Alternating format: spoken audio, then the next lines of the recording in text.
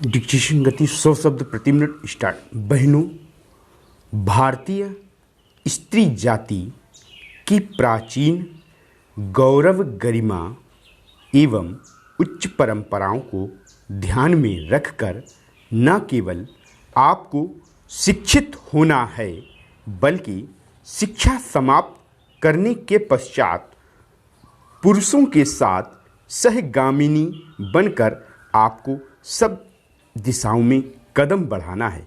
स्वतंत्रता प्राप्ति के बाद अब राष्ट्र के नवनिर्माण के कार्यों में आपको भी उचित रीति से भाग लेना चाहिए।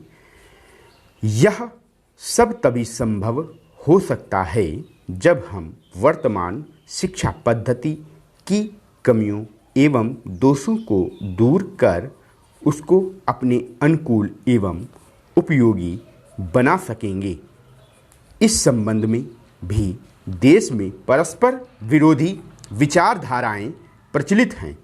आधुनिक सुधारवादियों या जो अपने को प्रगतिशील कहते हैं, उनकी धारणा यह है कि बालक बालिकाओं को एक साथ शिक्षा दी जाए और दोनों की शिक्षा प्रणाली एक सी हो।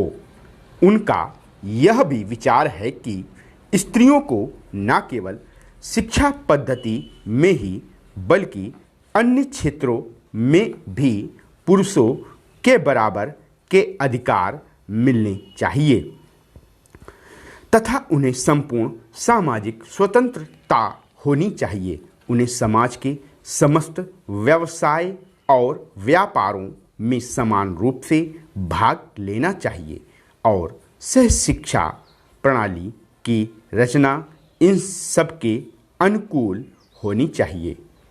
दूसरी ओर कट्टरपंथियों के विचार इनके विपरीत हैं। इस प्रकार स्त्री शिक्षा और अन्य बातों के संबंध में हमारे देश में वर्तमान समय में परस्पर विरोधी विचारधाराएं प्रचलित हैं।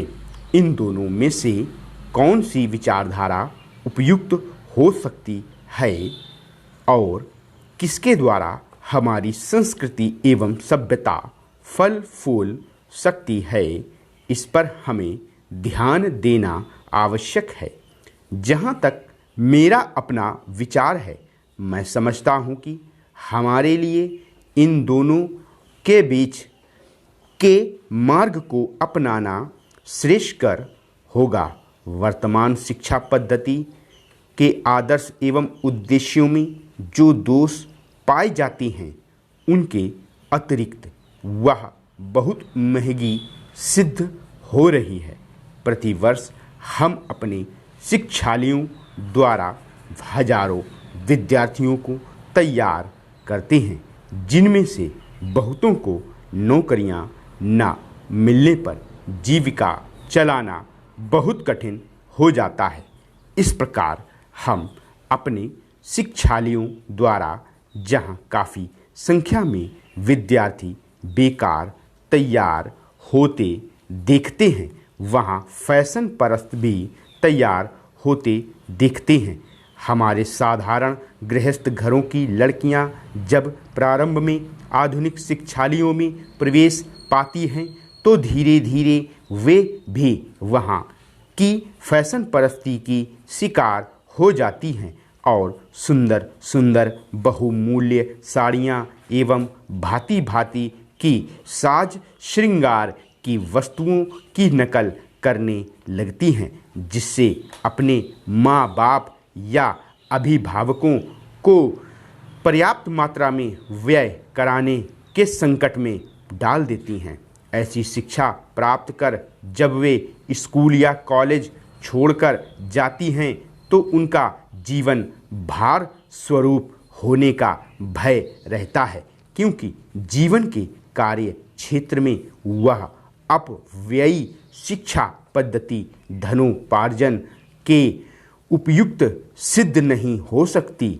यह नौकरी की आशा भी पूरी नहीं कर सकती और अंत में यह शिक्षा उनके लिए निकम्मी मालूम पड़ती है। इसलिए हमें सचेत होकर सोचना है कि क्या वर्तमान शिक्षा पद्धति ही हमारे लिए उपयुक्त है। वीडियो को लाइक करना ना भूलें।